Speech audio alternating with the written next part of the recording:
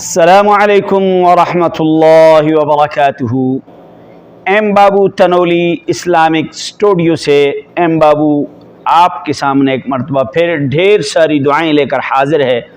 اللہ تبارک و تعالی سے دعا کرتا ہوں کہ اے رب کریم تمام مسلمانوں کو غیب کے خزانوں سے وسعت والا رزق عطا فرما۔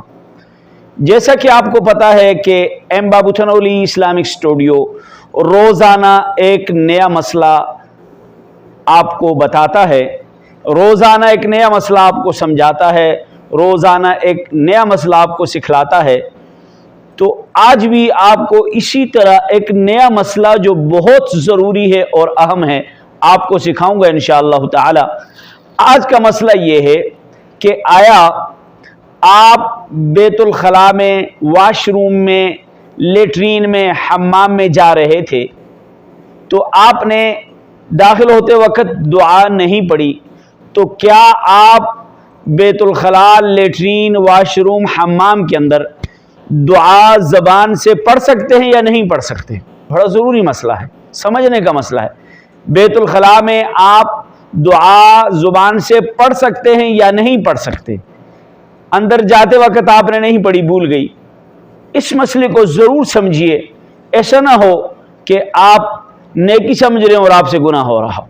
تو آپ جب بیت الخلاء میں داخل ہو گئے تو بیت الخلاء کے اندر، واش روم کے اندر، حمام کے اندر، لیٹرین کے اندر آپ نے زبان سے دعا نہیں پڑھنی، آپ نے زبان سے دعا نہیں پڑھنی، بلکہ دل کے اندر جس طرح ایک فکر، ایک سوچ کے اندر آتی ہے دعا، آپ نے زبان سے ادائیگی نہیں کرنی۔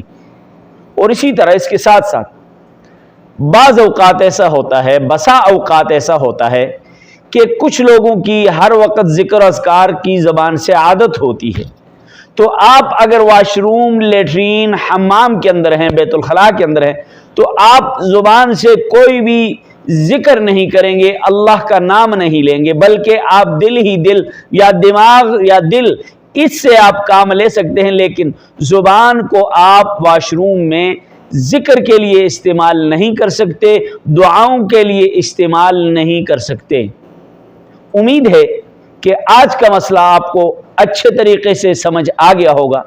اگر آپ چاہتے ہیں کہ آپ کو اسی طرح کے مسائل آپ تک پہنچیں، آپ ایم بابو تنولی اسلامک اسٹوڈیو کو سبسکرائب ضرور کیجئے اور بیل آئیکن والے بٹن کو ضرور کلک کیجئے تاکہ آپ کو روزانہ نئے مسائل پہنچتے رہیں، اور آپ کا حق بنتا ہے کہ آپ ان مسائل کو دوسرے مسلمانوں تک ضرور پہنچائیں تاکہ دوسرے مسلمان بھی اسی طرح کے مسائل کو سیکھیں اور ان کی زندگیوں میں دین آ جائے، اسلام آ جائے۔ السلام علیکم۔